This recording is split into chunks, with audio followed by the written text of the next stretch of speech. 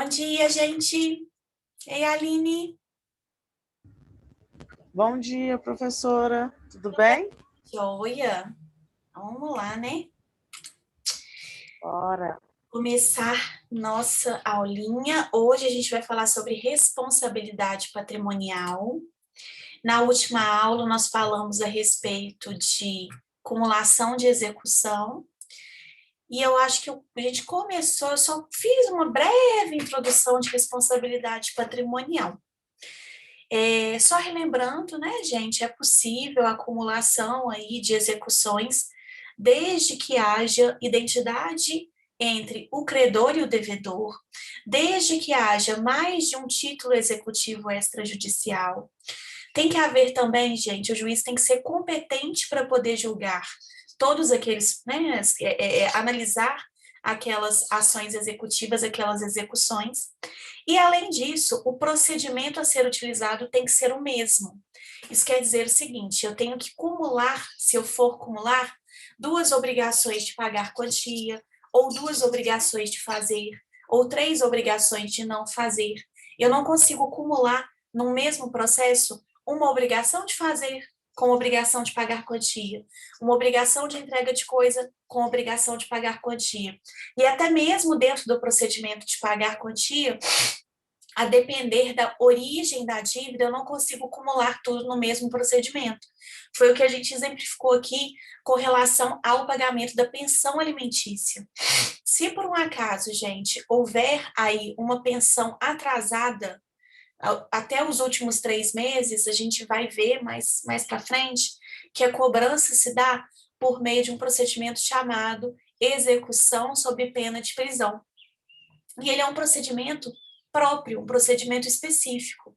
Se houver mais parcelas, tá? Além dessas últimas três, ou se a dívida, houver uma outra dívida em quantia em dinheiro referente a uma outra obrigação, o procedimento será outro, tá? Será a execução normal por quantia certa.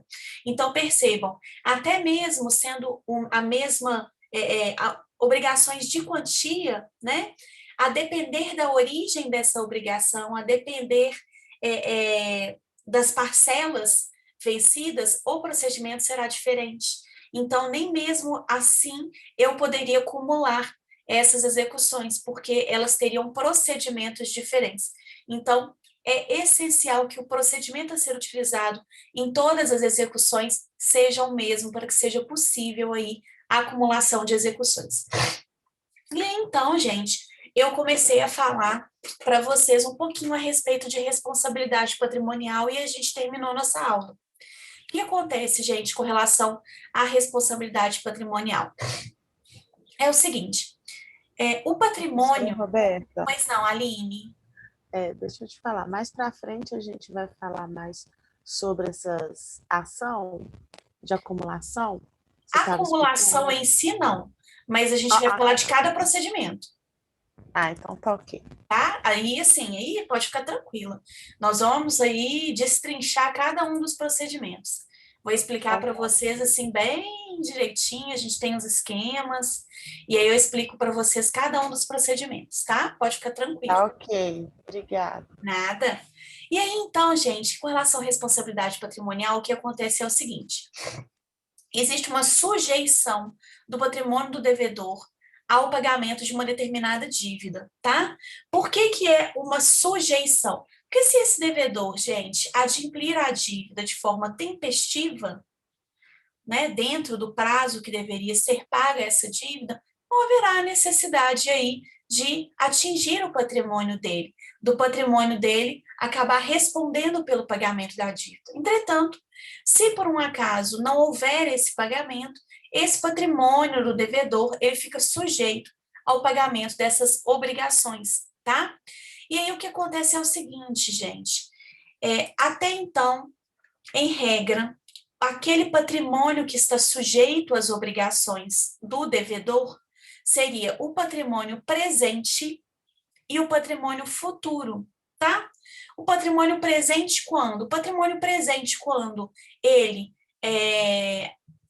acaba adquirindo aquelas obrigações, firmando aqueles compromissos, bem como o patrimônio que existia no curso de uma ação, por exemplo, de cobrança, e o patrimônio, gente, que ele virá ainda a adquirir ao longo aí da vida, durante no curso aí, por exemplo, de uma ação de cobrança, tá? Ou de uma ação de execução, visando o cumprimento das suas obrigações ali.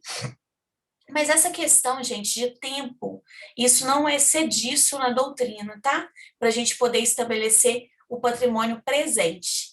Existem doutrinadores que vão dizer que o patrimônio presente é aquele patrimônio que o devedor ele tinha quando ele firmou a obrigação e tinha, né, ao longo aí do processo, tá? Se houve aí algum processo de cobrança, um processo de execução, e existem doutrinadores que vão dizer o seguinte, que patrimônio presente é apenas o patrimônio que o devedor tem no curso de uma ação de execução ou de cobrança, e o que ele vem a adquirir, né, futuramente, é o patrimônio futuro que também responde pelas suas dívidas, tá? Mas essa questão do patrimônio presente é alvo de questionamento pela doutrina, ok? O fato é o seguinte, gente, agora o nosso foco são aí os patrimônios passados, aquele patrimônio que existia e agora não existe mais, tá?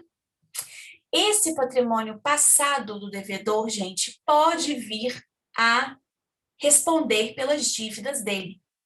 Tá? Em casos específicos, é possível que esse patrimônio, que era do devedor e não é mais, venha a responder pelas dívidas do devedor. E é exatamente isso que a gente vai estudar hoje, tá? Nós vamos estudar hoje as fraudes. Tanto a fraude contra credores, que é a mais simples de todas, quanto a fraude à execução, que é um pouco mais grave, quanto a pior de todas, que é a alienação de bem penhorado. Eu dou um nome carinhoso, tá? De escada da maldade. E aí eu vou compartilhar minha tela aqui com vocês, para que vocês possam acompanhar aí a escada da maldade junto comigo, tá? Eu carinhosamente apelidei, gente, de escada da maldade, porque vocês vão observar o seguinte: é uma escadinha mesmo, tá? Passa desde a fraude mais leve de todas, que seria a fraude contra credores, vai para uma fraude um pouco mais grave, intermediária, que é a fraude à execução, e depois vai para a pior de todas, que é a alienação de bem penhorado. E todas elas, gente, possuem aí especificidades, requisitos específicos, tá? Então, primeira coisa, né? O que é essa fraude contra credores? A fraude contra credores, ela não é uma novidade para vocês. Eu imagino que vocês vão se lembrar que vocês já estudaram a fraude contra credores de forma bem superficial, quando vocês estudaram teoria geral do direito privado, tá? Lá no segundo período, vocês estudaram os vícios do negócio jurídico. E aí vocês estudaram lá que existiam vícios de consentimento e vícios sociais. Vício de consentimento, erro, dolo, lesão, coação, estado de perigo. E vocês estudaram que existiam os vícios sociais. Quais? Simulação de negócio jurídico e a fraude contra credores. Na época, vocês simplesmente estudaram, né? Viram que existia essa fraude contra credores, que basicamente acontece quando você tem a reunião de dois requisitos. É necessário que haja o concilium fraudes, que é o conluio entre as partes, tá? E, além disso, gente, é necessário que exista o eventus damini, que é o dano propriamente dito, tá? O que é esse conluio entre as partes? A gente traduz ele através do dolo, ou seja, as partes, elas sabem, tá? O que está acontecendo, elas sabem que a pessoa sabe que está sendo transferido patrimônio para o nome dela, exatamente para que aquela pessoa não arque com as suas dívidas perante os seus credores, tá?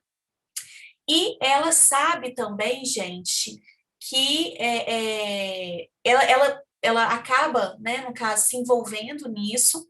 E além disso, gente, além desse conluio entre as partes, existe o dano. O que que é esse dano? Esse dano, gente, ele é traduzido pela insolvência. O que que é uma situação de insolvência? A pessoa, ela é insolvente quando ela tem mais dívida do que patrimônio. Tá? A partir do momento em que ela começa a se desfazer dos bens dela e ela passa a ter mais dívida do que patrimônio, ela está numa situação de insolvência. Então, dando um exemplo prático aqui. Suponhamos que a Aline, ela tem 200 mil reais de patrimônio e ela tem aí 50 mil reais de dívida. Até quanto a Aline ela pode dispor do patrimônio dela para não ficar numa situação de insolvência? Qual que é o limite máximo? Até 100, né? Até 150. Se você tem um patrimônio de 200 e você tem 50 de dívida, então, em tese, até 150, não é isso? Ah, sim. Porque Acreditava eu que era até a metade. não.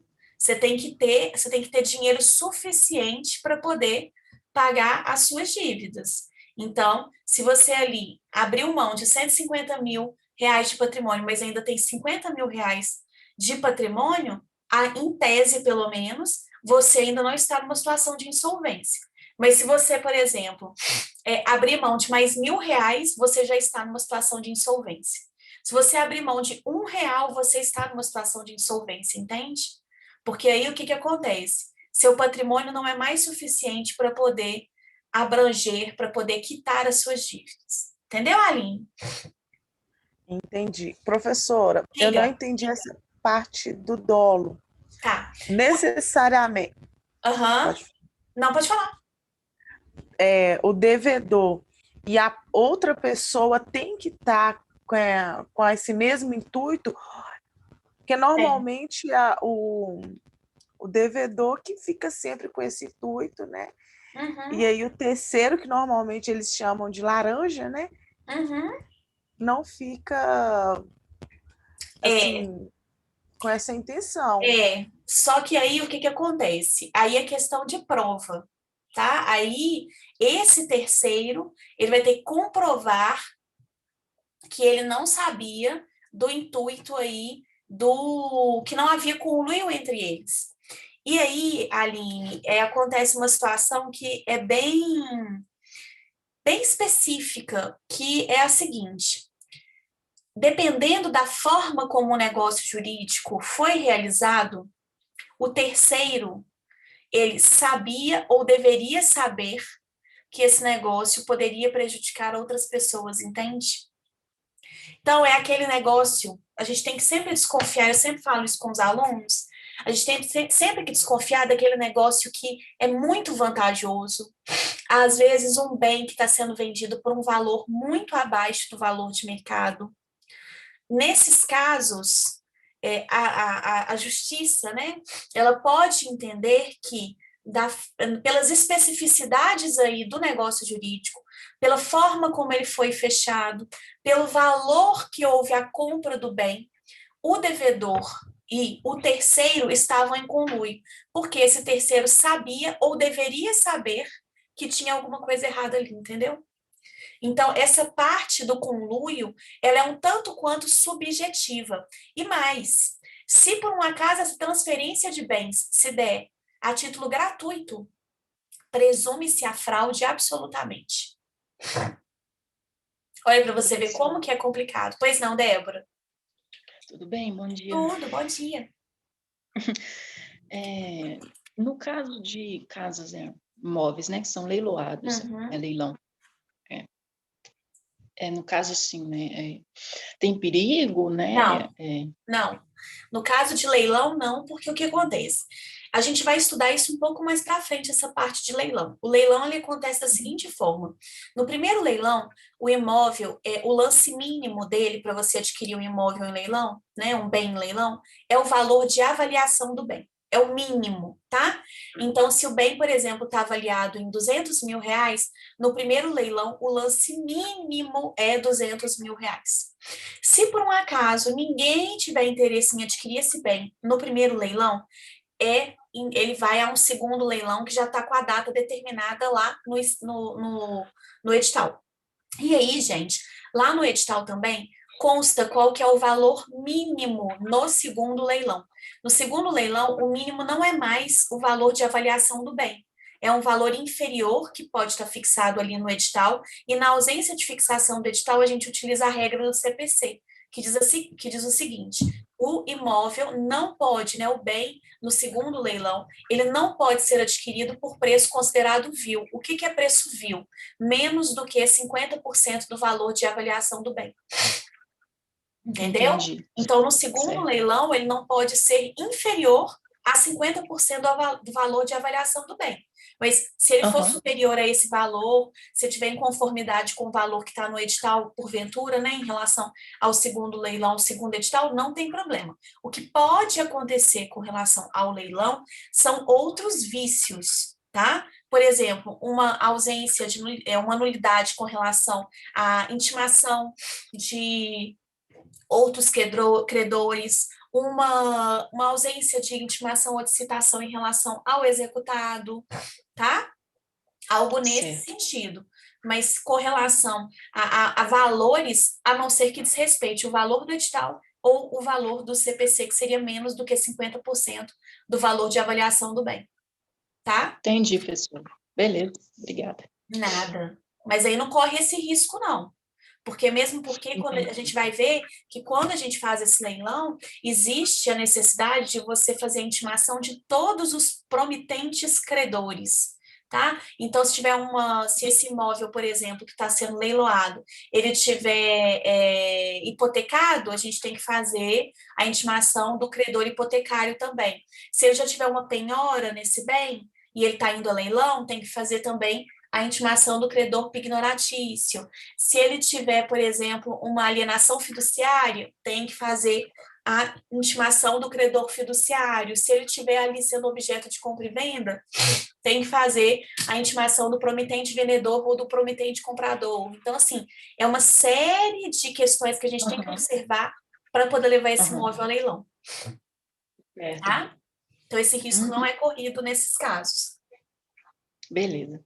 Agora, o que pode acontecer, o que acontece muito, gente, é você acabar comprando um bem nessas condições.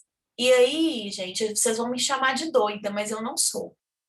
Eu aconselho sempre a tentar levantar algumas coisas, algumas questões relativas à pessoa que está ali vendendo aquele patrimônio e ao próprio bem, né? Se aquele bem ali, ele tá sem dívida, a história, tá? Que tá ali por trás, por que esse bem está sendo vendido, tudo isso é muito importante mesmo, para você conseguir ali, para você evitar problemas, né? Como esse. Isso é um problemão, gente, tá? E aí, então, se essa transferência de bens ela for gratuita, presume-se absolutamente a fraude contra credores. Se a transferência de bens for onerosa, aí deve ser comprovado o conluio entre as partes. E aí, conforme for o caso, como eu estava falando aqui para vocês, de acordo com a forma como o negócio jurídico foi firmado, é possível que se diga que se sabia da situação ou se deveria saber pelas condições que o negócio jurídico foi firmado, que havia ali um conluio, que havia ali algo por trás da venda desse patrimônio. Tá? Então, é necessário, gente, a conjugação dos dois requisitos. O conluio, tá? A má-fé, o dolo entre as partes, mais o dano, ou seja, a situação de insolvência. Para que haja configuração da fraude contra credores, necessariamente tem que haver aí a conjunção desses dois fatores, tá? Aí, gente, sabe o que vai acontecer? Pois não, diga, Aline. Tem algum sistema que a gente pode pesquisar, que você possa indicar? Bom, Ou sim, você vai dentro... saber, são vários lugares que você vai ter que olhar. Primeira coisa, né, que eu aconselho a verificar é se você conseguir verificar o score do vendedor. Como é que tá a situação aí do vendedor, tá? Que está te vendendo esse bem. Então, seria um primeiro ponto que seria interessante, tá? Um segundo ponto que é interessante também você verificar é joga o nome do devedor, do vendedor, né? Na internet, joga o nome dele no site do TJ, faz uma pesquisa para poder verificar se há algum processo contra essa pessoa, tá? Isso é muito importante, principalmente na próxima fraude, que é a fraude à execução. Isso é super importante. Essa questão de verificação de processos, se tem algum processo em nome da pessoa. No mais, gente, é desconfiar de negócios que estão sendo firmados por preços muito abaixo do valor de mercado, tá? Pessoa que está muito no afã de vender uma coisa muito rápido. Por que isso? Às vezes a pessoa, gente, ela realmente está querendo vender porque ela não está dando conta de pagar. E se for isso, ela vai te falar, né? Isso vai ser falado. Mas às vezes, gente, pode ser que ela esteja querendo vender para poder pegar o dinheiro e sumir com ele, entende? E aí, nesse ponto, você pode acabar sendo prejudicado. Então, assim, desconfia desses negócios que são muito abaixo do valor de mercado, desconfia dessas pessoas que querem fazer negócio muito rápido, tá? E com preços muito atrativos. Tenta pesquisar o bem, verifica se tem dívida no bem, porque pode ser outra coisa também, pode ser que não seja essa situação, mas pode ser, por exemplo, que o bem tenha uma dívida de condomínio gigantesca. Então, verifique, tá? Falando de bens imóveis, né? Verifica se tem condomínio em aberto, verifica se tem IPTU em aberto, se for carro, verifica se tem IPVA em aberto, se tem multa, como é que está a situação desse bem, antes de você adquirir. Mas não tem muito como, assim, não tem um sistema específico, Aline, que a pessoa vai ali digitar e vai ter essas informações. Não, são variados sistemas, né? Uma coisa que ajuda bastante, e por isso, sempre que a gente vai fazer financiamento habitacional, por exemplo, o credor hipotecário, né, o banco, ele vai te pedir isso, uma coisa que vai auxiliar bastante é a questão da matrícula atualizada do bem. A matrícula atualizada do bem é o registro atualizado, e esse registro, se por um acaso houver alguma penhora, se esse bem for objeto de algum processo, isso vai ser lançado. Por isso que eles sempre pedem essa matrícula e tem a validade de 30 dias. A gente acha que isso aí é coisa do banco, né? Para o banco é implicante e tudo. Não é, gente, é para a própria segurança mesmo, sabe? Porque se em 30 dias for incluída algum tipo de informação ali, e aí você já tem 60 dias que você está com aquela certidão, você fica sem saber daquela informação, entende? Então, assim, são questões que a gente tem que tomar cuidado, sabe? Tomar bastante cuidado com isso. Eu, assim, acho que o ponto crucial são essas ofertas muito boas. São esses bens que estão com valor muito abaixo do valor de mercado.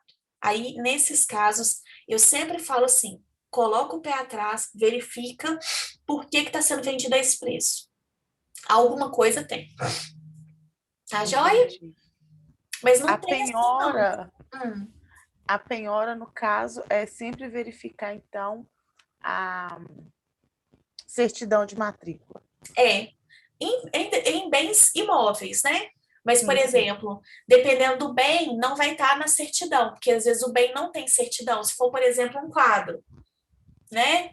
Um quadro que não tem aí um documento de autenticidade, registro, não tem um documento, ele pode ser penhorado, né? E às vezes, nem sempre, tá? Mas às vezes o bem, ele mesmo sendo penhorado, ele permanece com o devedor.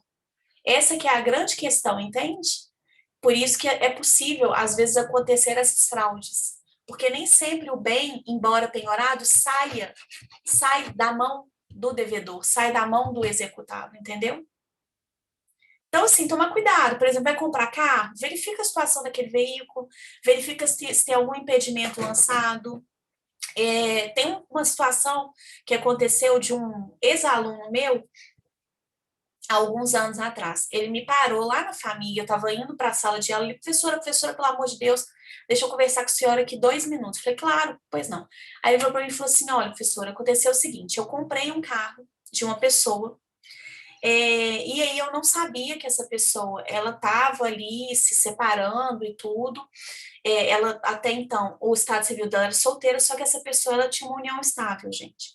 E aí, o que que aconteceu? Esse cara, ele vendeu esse carro, que estava sendo disputado entre o casal, para esse meu aluno. Fez a transferência para ele, tudo normal. Meu aluno ficou com o carro um tempo e vendeu o carro. Quando ele foi fazer a transferência no Detran, ele verificou lá no Detran que existia tinha um impedimento lançado no carro. E aí ele falou assim, gente, que impedimento que é esse, né? Como assim? E ele já tinha vendido o carro para uma terceira pessoa. E aí ele foi buscar saber o que que era, e na verdade ficou determinado lá na ação de reconhecimento e dissolução de união estável, partilha de bens, que esse veículo deveria ficar com a companheira. E aí foi lançado o impedimento. E o próximo passo seria realmente a busca e apreensão do bem. Aí ele virou para mim e falou assim, e aí, professora, o que que eu faço, pelo amor de Deus? Eu falei, ó, primeira coisa, devolve o dinheiro para o comprador do veículo, porque você não vai conseguir fazer essa transação com ele agora. E o que você vai ter que fazer é até uma ação que vocês vão estudar comigo só no próximo semestre, para poder tentar se defender, é uma ação que chama embargos de terceiro, para poder ali tentar proteger o seu bem de uma injusta, né, constrição, tá? Mas não tem nenhuma garantia de que você vai conseguir. Ah, professor, e aí? Eu não sei o que aconteceu. Se por um acaso ele tiver perdido esse veículo, como eu falei para ele, vai ter que entrar com uma ação de regresso contra o cara que vendeu o veículo para ele para ser ressarcido, tá? Mas se ele conseguir, ótimo. Aí a pessoa, a companheira, que vai ter que entrar com uma ação em face do ex-companheiro para poder se ver ressarcida desse prejuízo. Mas percebam, gente, como que tem questões que são complicadas. No curso da ação, esse cara ele começou a se desfazer do seu patrimônio. E um dos patrimônios que ele se desfez foi exatamente esse veículo. Essa situação que eu acabei de falar para vocês, inclusive, ela se enquadra não nesse primeiro exemplo, mas no segundo, na segunda situação, que é a fraude à execução, que a gente vai estudar daqui a pouco. Tá? Então, tá vendo, Aline? É muito complicado. Assim, a gente tenta, né, no caso, verificar a situação daquele bem que a gente está comprando, tem que tomar todos os cuidados, dar uma pesquisada no nome da pessoa que está te vendendo, para poder ver como é que está a situação dela, mas assim, não né? Acho que o principal termômetro é o valor do bem. Esse é o principal termômetro. Cuidado, as condições em que o negócio está sendo realizado, tá bom? Tá ok, professora. Beleza? E aí, então, gente, o que acontece nesse caso é o seguinte, na fraude contra credores. A gente já viu que tem que ter ali a somatória de dois requisitos, tá?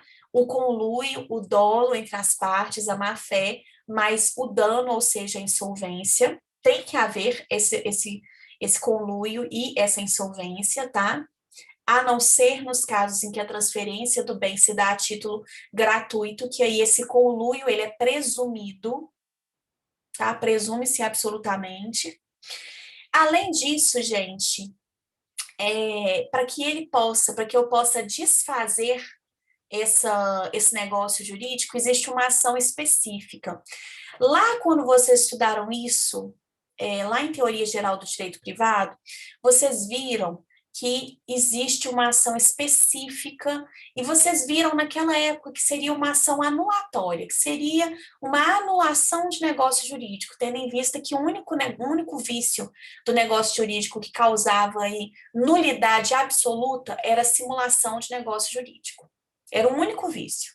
Então, com relação à fraude contra credores, existia uma ação específica que visava anular, tá? Foi o que vocês aprenderam na época e era o suficiente para vocês, tá? Agora a gente aprofunda um pouco mais. Vocês, por um acaso, se lembram do nome da ação que deve ser utilizada no caso da fraude contra credores? Ela tem uma ação, ela tem um nome parecido com o nome de uma mulher. Pauliana. Exatamente. tá? É uma ação específica que visa, gente, na verdade, a ineficácia relativa desse negócio jurídico. Grosso modo, o que acontece é o seguinte, gente, esse negócio jurídico, ele é válido, tá? Só que, o que é que o credor, ou seja, o exequente, posteriormente, né? O credor, ele busca, por meio dessa ação pauliana, que aquele negócio jurídico seja ineficaz com relação a ele, ou seja, que ele possa recuperar esse patrimônio. E aí, gente, essa ação pauliana, ela é movida em face do devedor e da pessoa que fez a compra daquele bem ou a pessoa que teve ali o bem agora transferido para o nome dela, tá? Não vou dar um nome de terceiro para a gente não misturar as coisas, mas seria o devedor e o comprador desse bem, tá? Ou a pessoa que teve aquele bem transferido para o seu nome. Ambos seriam réus na ação pauliana, tá? Então, seria uma ação movida em face dos dois. Aí pergunto, como é que esse comprador do bem vai, então, tentar comprovar a sua boa-fé, tentar se defender nesse processo? Por meio de qual ato? Por meio de qual instrumento? Por meio de qual peça processual? Se ele é réu no processo. Ele vai contestar, contestação. Exatamente, é isso aí, tá? Se ele é réu no processo, né, vai haver aí o prazo para ele poder contestar, que é um prazo de 15 dias, né? E ele vai ali na sua contestação apresentar a sua argumentação. Então, dentro do mesmo processo, dentro da própria ação pauliana, gente, é que vai ficar resolvida essa situação jurídica, ok? Então, a ação ela é movida em face do devedor e do comprador do bem, ou daquela pessoa que teve os bens transferidos para o seu nome. Isso é super importante, gente. E aí o que vai acontecer é o seguinte, essa ação pauliana ela vai tramitar e o juiz então vai sentenciar essa ação pauliana. Se ele julgar procedente o pedido, gente, da ação pauliana, o que vai acontecer é o seguinte, esse bem, ele será transferido, ele será possível, né? Será possível a transferência desse bem para o exequente, para o credor. Esse bem, gente, ele não volta para a mão do devedor para que aí sim o credor ponha a mão nesse bem. Se fosse uma ação anulatória, propriamente dita, isso é que iria acontecer, mas não é isso que acontece, tá? O que acontece é que esse bem ele fica acessível diretamente para o credor. Então, o credor ele pode penhorar esse bem, ele pode levar esse bem a leilão, ele pode adjudicar esse bem, que seria ficar com o bem em pagamento da dívida, tá? Que é a primeira possibilidade, a gente vai estudar isso um pouco mais adiante, mas percebam, por isso que eu expliquei para vocês que não se trata de propriamente dito uma ação anulatória como vocês haviam estudado no primeiro momento, tá? Não é uma ação anulatória. Se fosse uma ação anulatória, gente, o que iria acontecer era o seguinte: esse bem voltaria para o patrimônio do devedor e aí sim o credor colocaria as mãos nesse bem, mas não é isso que acontece. Se a sentença da ação pauliana for procedente, esse bem ele já é transferido diretamente para o credor, entende? Por isso que há uma ineficácia relativa com relação a esse negócio jurídico. E mais, gente, só é possível aferir essa ineficácia, só é possível verificar que essa ineficácia existe de forma posterior à sentença da ação pauliana, ao trânsito em julgado da sentença dessa ação pauliana. Então, gente, a doutrina, ela diz que se trata de uma ineficácia relativa sucessiva. Apenas após o trânsito em julgado da sentença da ação pauliana é que é possível, então, o credor colocar a mão nesse bem, tá? Eu dependo de uma sentença para que aquele ato seja visto, seja tornado ineficaz. Entenderam? Sim? Entendi, Beleza. professor. professora. Sim. Ok, perfeito. E aí, gente, a ação pauliana, ela possui uma sentença constitutiva, tá? Ela, a partir daquele momento, ela então constitui uma nova situação jurídica, tá? Então, ela tem natureza constitutiva, ok? Bom, mais alguma dúvida, gente? Tá tudo tranquilo? Vocês conseguiram entender bem? Beleza? Então, vamos subir o segundo degrauzinho aqui, ó, da escala da maldade. Subimos o primeiro degrauzinho, entendemos? Essa aqui é a mais leve de todas, tá, gente? Essa é a situação mais inofensiva. Nesse caso aqui, ó, também é muito importante a gente destacar aqui. Quando, gente, a transferência dos bens aconteceu, ainda não existia nenhum processo em trâmite. A pessoa, gente, ela aproveita o meio tempo entre conseguir um crédito e ter que pagar essa dívida para se desfazer dos seus bens, tá? Então, o momento em que acontece a fraude contra credores é exatamente esse meio tempo entre o crédito que foi ali dado a ela e o pagamento.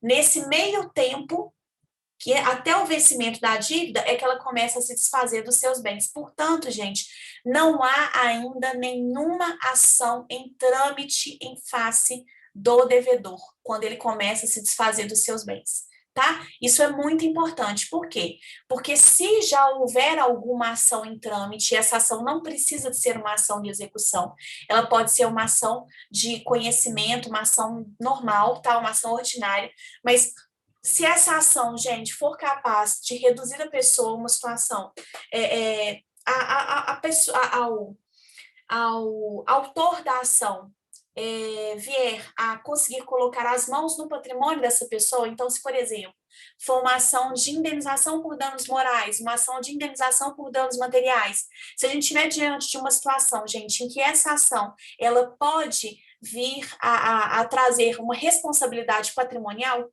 tá? Nesse caso, no curso dessa ação, a pessoa começa a se desfazer do seu patrimônio, aí tornando, né, aquela situação dela uma situação de insolvência, nós temos a configuração da fraude à execução.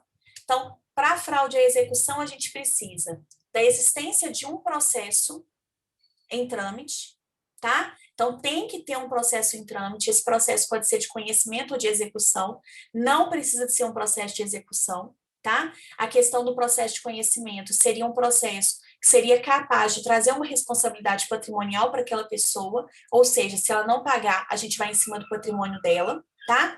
E além disso, gente, além desse processo em trâmite, é necessário apenas que haja uma situação de insolvência. Uai, professora, quer dizer que se tem processo contra mim, eu não posso vender meu patrimônio? Pode. Você não pode vender mais patrimônio do que dívida, entende? Você não pode ali, gente, se tornar insolvente. Então, levando em consideração aquele primeiro exemplo que eu passei para vocês, que eu perguntei se a Aline tem 200 mil reais de patrimônio e 50 mil reais de dívida, quanto que a Aline pode se desfazer aí do seu patrimônio para não ficar insolvente? Até 150 mil reais. Aqui no curso de uma ação, gente, a regra é a mesma, tá? Tem uma ação em trâmite contra a Aline. Ela está sendo processada pela Thalita por uma... E a Thalita está pedindo para ela uma indenização por danos morais. Thalita está pedindo 50 mil de indenização por danos morais. No curso dessa ação, a Aline se desfaz do seu patrimônio. Quanto? Ela se desfaz de 150 mil reais do patrimônio. Ela está insolvente? Não. Isso é considerado fraude à execução? Não. Mas se ela se desfizer de mais R$1 de patrimônio, é fraude à execução. Entenderam?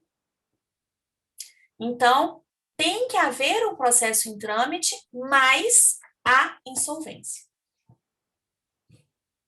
Beleza? Professora, repete só essa última fala, por gentileza. Além da necessidade de haver um processo em trâmite, e esse processo pode ser de conhecimento ou de execução, a questão é, sendo um processo de conhecimento que traga ali algum tipo de responsabilidade patrimonial para aquela pessoa, tá? para o devedor, né? Além de haver um processo em trâmite, é necessário que esse devedor se desfaça do seu patrimônio para poder ter uma situação de insolvência, ficando numa situação de insolvência, ou seja, tendo mais dívida do que patrimônio. Entendeu? Então, se a Thalita está pedindo uma indenização de 50 mil reais, no curso dessa ação, o máximo que a Aline pode se desfazer dos seus bens é no máximo em 150 mil reais. Ela tem que garantir esses 50 mil reais para o pagamento dessa indenização, entendeu? Entendi. Tá? Isso também, gente, é claro que eu estou falando de uma forma bem objetiva para dar um exemplo didático, mas a gente pensa em todas as dívidas da pessoa, tá? Isso eu estou sendo, assim, bem didática e estou levando em consideração só este caso. Mas a gente tem que levar em consideração as outras dívidas dela para poder verificar se ela está numa situação de insolvência ou não. Se ela estiver devendo, por exemplo, mais 30 mil para você, Débora, então, na verdade, ela não poderia se desfazer de 80, ela teria que reservar 80 mil do seu patrimônio. Ela só poderia se desfazer de 120 mil reais do seu patrimônio de 200 mil, entendeu?